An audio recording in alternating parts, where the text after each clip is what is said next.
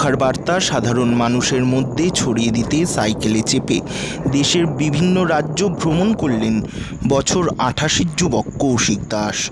তার বাড়ি নদিয়া জেলার কল্যাণীর কংগ্রেস রোডে। পেশায় তিনি একজন গাড়ি চালক হলেও সাইকেলিং করা তার নেশা। জানা গেছে, পরিবেশ বাঁচাতে বার্তা ছড়িয়ে দিতে ২৪ সালের ২০ অক্টোবর সাইকেল নিয়ে কল্যাণী থেকে যাত্রা শুরু করেছিলেন। তার সাইকেলে লেখা রয়েছে পরিবেশ বাঁচানোর সচেতনতা বার্তা।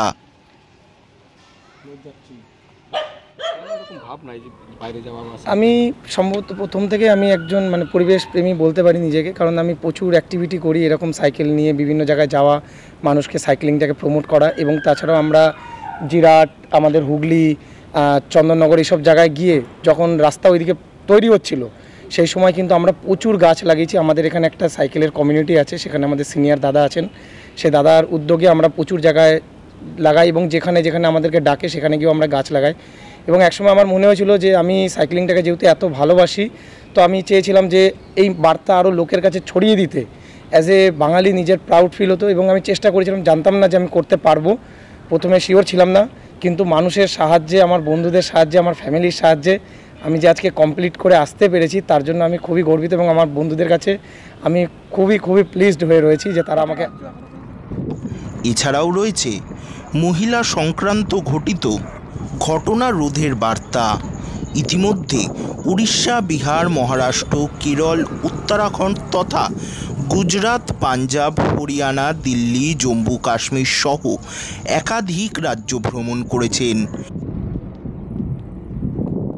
আমার যেহেতু ব্যাগে এখানে দেখুন, এখানে লেখা আছে stop rape and gender violations, তো সেটা নিয়ে আমি করাতে আমাকে যখন আমি কেরালায় যাই, কেরালার একজন মহিলা MLA madam Mrs Uma Thomas, উনিও আমাকে অনেকটা টাকা দিয়ে সাহায্য করেছিলেন এবং আমাকে অনেকটা হেল্প করেছিলেন। হ্যাঁ, সেটা ছিল আরজিকরের কেসটা, যেটা খুবই নিন্দনীয় একটা ব্যাপার, এবং তার জন্য আমার এই জার্নির বলতে পারেন যে প্রায় 50 to 60% মোটিভেশন কিন্তু আমার এটাই ছিল যে আমাদের এই ব্যাপারটা নিয়ে পুরো ভারতবর্ষ আওয়াজ তুলুক এবং সেটা জেনে যাতে আমাদের আরজিকরের, আমাদের যে দিদির এতটা খারাপ একটা ইনসিডেন্ট হয়েছে তার ব্যাপারে যাতে তিনি যাতে সঠিক বিচার পায়, যেটা সম্ভবত এখনও হয়তো সম্পূর্ণভাবে পায়নি, সেটা যেন উনি পান, তাতে যারা যারা জড়িত তারা প্রত্যেকে পান, আর এমন জঘন্য জিনিস যেন দ্বিতীয়বার আমাদেরকে আর দেখতে না হয়, সেটা আমার একান্ত কাম্য।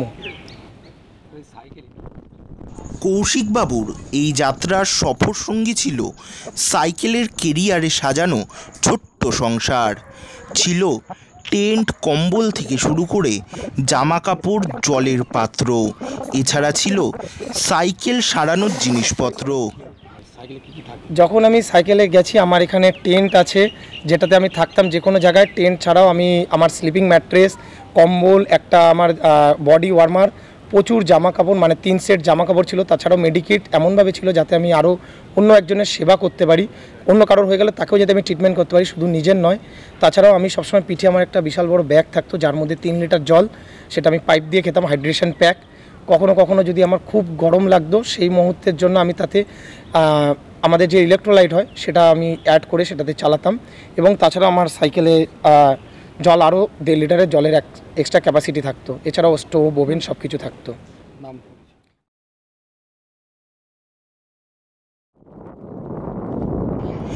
প্যাডেলে চালিত সাইকেল নিয়ে বিভিন্ন রাজ্যে ভ্রমণের সময় কখনো রাত কাটিয়েছেন রাস্তার পেট্রোল পাম্পে, আবার কখনো রাত কাটাতে হয়েছে সাধারণ মানুষের বাড়িতে, আবার কখনো আশ্রয় নিয়েছেন বিএসএফের শিবির, আবার কখনো আশ্রয় হয়েছিল কোনো বিধায়কের বাড়িতে।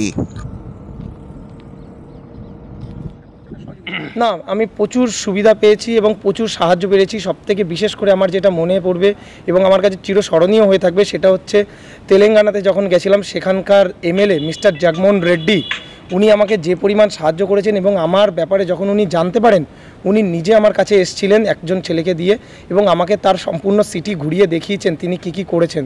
আমার সবথেকে বেশি ভালো যেটা লেগেছিল, তিনি কিন্তু তাদের যে শ্মশানঘাটটা সেটা রীতিমতো একটা ট্যুরিস্ট প্লেস, ওখানে সবাই ঘুরতে আসে, সেখানে আপনি শ্মশানের ছাই দেখবেন না, কিন্তু যদি আপনি সেখানে যান সেখানে দেখবেন যে কাজ হচ্ছে, কাজের পরপরই সেটা ক্লিন হয়ে যায়। ওটা আমার খুব ভালো লেগেছে। এছাড়াও যখন আমি ম্যাঙ্গালোর ছিলাম সেখানকার সিএম, রাজস্থানের এমএলএ আমাকে আমার যেহেতু ব্যাগে এখানে দেখুন এখানে লেখা আছে stop rape and gender violations, তো সেটা নিয়ে আমি করাতে আমাকে যখন আমি কেরালায় যাই, কেরালার একজন মহিলা MLA madam Mrs Uma Thomas, উনিও আমাকে অনেকটা টাকা দিয়ে সাহায্য করেছিলেন এবং আমাকে অনেকটা হেল্প করেছিলেন। 177 দিন ধরে প্রায় 16,000 কিলোমিটার পথ অতিক্রম করে অবশেষে কল্যাণীর বাড়িতে ফিরেছেন কৌশিকবাবু। তিনি জানান, গাড়ির চালক হলেও পরিবেশ রক্ষা তার নেশা। আমার ছিল 188 দিনের ট্যুর। 188 দিনে আমি আমার সিটি থেকে চালু করে উড়িষ্যা, আন্ধ্রা, হায়দ্রাবাদ, ব্যাঙ্গালোর, তিরুপতির আমার যে ট্রিপ ছিল সেটা ছিল টোটাল 20,000 কিলোমিটারের, কিন্তু অনেক প্রতিকূলতা এবং অনেক রকম সমস্যার জন্য সেই ট্রিপটা এসে দাঁড়ায় 188 দিনে 15,700 কিলোমিটারের মতন অ্যাপ্রক্স, যেটা হচ্ছে আমি বাই রোড আমি ক্যালকুলেট করেছি গুগল ম্যাপের থ্রু, সেটার উপরে বলছি। এর থেকে বেশি হতে পারে কিন্তু কম হবে না, এটা আমি বলতে পারি।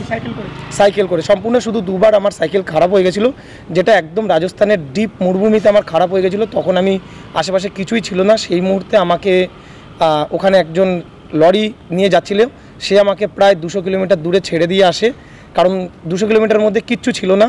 ও বললো এখানে কোনো বড় সিটি নেই যে তোমার সাইকেল রিপেয়ার করে দেবে। এবং পরবর্তীতে একবার আমার পাঞ্জাবের কাছে গিয়ে খারাপ হয়ে গেছিলো, কাশ্মীরের রাস্তায় উপরে উঠতে গিয়ে, সেই জায়গাটায় পাহাড়ি রাস্তা ছিল, সেই জায়গাটায় আমার একবার সাহায্য পেয়েছিলাম, সেটাও প্রায় 70 থেকে 100 কিলোমিটারের মধ্যে। এছাড়া ভারতবর্ষের বিভিন্ন রাজ্যের সংস্কৃতি, ভাষাকে একে অপরের সঙ্গে গেঁথে রেখেছে। তার কথায়, বিশ্ব উষ্ণায়নের মাটির নিচে জলের পরিমাণ প্রায় কমে আসছে, তাই জল অপচয় করা বন্ধ করতে হবে। এছাড়া বৃক্ষরোপণ করতে হবে, পাশাপাশি প্লাস্টিক বর্জন করতে হবে। কৌশিকবাবু জানান, এর আগেও সাইকেল চালিয়ে তিনি বিভিন্ন জায়গায় ঘুরে বেরিয়েছেন, তবে এটাই ছিল তার সবথেকে বড় কর্মসূচি। ভবিষ্যতে যদি কোনো দিন সহযোগিতা পান, তাহলে পরিবেশ নিয়ে সচেতনতা বার্তা ছড়িয়ে দিতে আরও দূরত্ব অতিক্রম করবেন কৌশিকবাবু। ব্যুরো রিপোর্ট, কলমের দুনিয়া।